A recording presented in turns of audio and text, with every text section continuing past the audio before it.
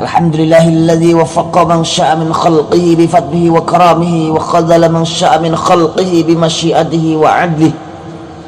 Wa asyhadu an la ilaha illallah wahdahu la syarika lah wa la syabiha wa la mithla wa la nidda lah wa la khad wa la hadda wa la jussata wa la a'dha'a lah. Wa asyhadu anna sayyidana wa habibana wa 'azimana wa qa'idana wa qurrata a'yunina Muhammadan abduhu wa rasuluhu wa safiyuhu wa habibuh.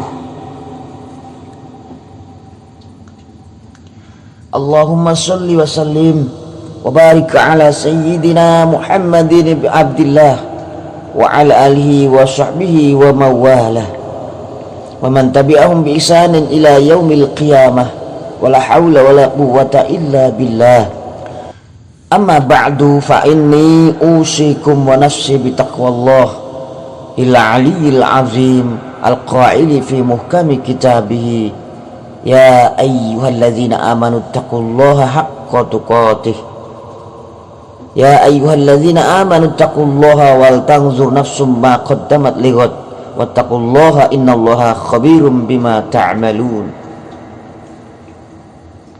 Ma'asyiral muslimin rahimakumullah, marilah kita tingkatkan ketakwaan kita kepada Allah subhanahu wa ta'ala kapan dan dimanapun juga, karena waktu berjalan terasa sangat cepat, jatah umur kita semakin menipis, ajal kita semakin dekat. Maut ibarat pedang terhunus yang setiap saat bisa saja menebas batang leher kita. Kita tidak tahu kapan kita meninggalkan dunia yang fana ini. Kita juga tidak tahu di mana kita akan mengakhiri hidup kita ini. Jamaah Jum'ah hafizakumullah, mari kita bermuhasabah, merenungkan sabda baginda Rasulullah sallallahu alaihi wasallam, la tazulu qadama 'abdin yaumal qiyamah hatta yus'ala an arba'in, an umrihi fima afnahu wa an jasadi fima ablahu wa an ilmihi maza amila fihi wa an malihi min aina iktasabahu wa fima anfaqahu. Rawahu Ibnu Hibban wa Tirmidzi. Kedua kaki seorang hamba tidaklah pindah dari tempat hisabnya pada hari kiamat hingga ia ditanya mengenai 4 hal. Yang pertama, umurnya untuk apakah dihabiskan, jasadnya untuk apakah ia gunakan, ilmunya apakah telah dia amalkan, harta dari mana ia peroleh, dan dalam hal apa ia belanjakan. Hadis riwayat Ibnu Hibban dan At-Tirmidzi. Saudaraku yang dirahmati Allah, perkara pertama yang akan kita pertanggungjawabkan pada hari kiamat kelak adalah umur kita. Sejak kita menginjak usia baligh, seluruh apa yang kita yakini, kita ucapkan dan kita berbuat akan kita pertanggungjawabkan kelak di akhirat. Jika kita telah melakukan seluruh kewajiban dan menjauhkan diri kita dari semua yang diharamkan, maka kita akan selamat dan bahagia. Sebaliknya, jika kita tidak melakukannya, maka kita akan binasa dan merana.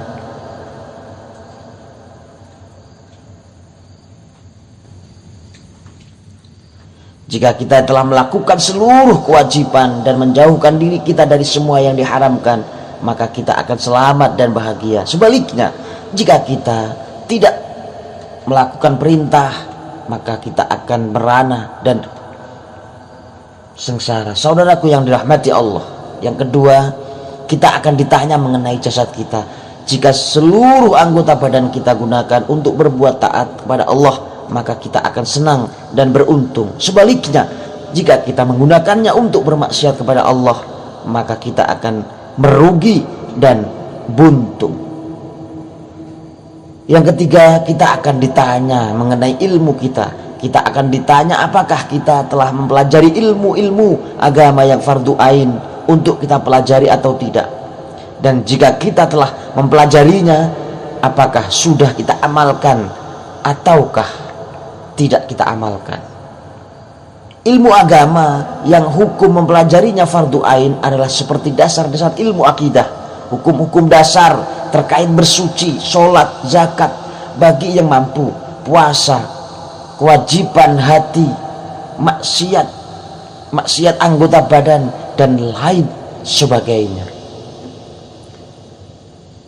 Wailun liman la ya'lamu wa wailun liman 'alima summa la ya'malu. Sungguh celaka orang yang tidak belajar ilmu agama yang fardu ain, dan sungguh sangat celaka orang yang mempelajarinya tapi tidak mengamalkannya. Yang keempat, saudaraku yang dirahmati Allah, kita akan ditanya mengenai harta. Dari mana kita memperolehnya dan untuk apa kita belanjakan. Dalam masalah harta, manusia terbagi menjadi 3 golongan, 2 celaka dan 1 yang selamat. 2 golongan yang celaka pada hari kiamat adalah mereka yang mengumpulkan harta dengan cara yang haram atau dari sumber yang haram, dan mereka yang mengumpulkan harta dengan cara yang halal tapi membelanjakannya untuk hal-hal yang diharamkan. Sedangkan golongan yang selamat adalah mereka yang mengumpulkan harta dengan jalan yang halal dan membelanjakannya untuk perkara-perkara yang halal. Ni'mal mal as-soleh lirrajuli soleh. Sebaik-baik harta adalah harta milik orang yang soleh. Karena orang yang soleh akan mencari harta dengan cara yang halal dan membelanjakannya untuk hal-hal yang dihalalkan oleh Allah Ta'ala.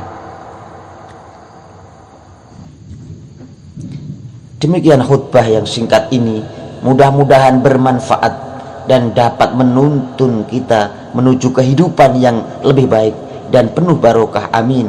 Aqulu qauli hadza wa astaghfirullah li wa lakum fa astaghfiruhu innahu huwal ghafurur rahim.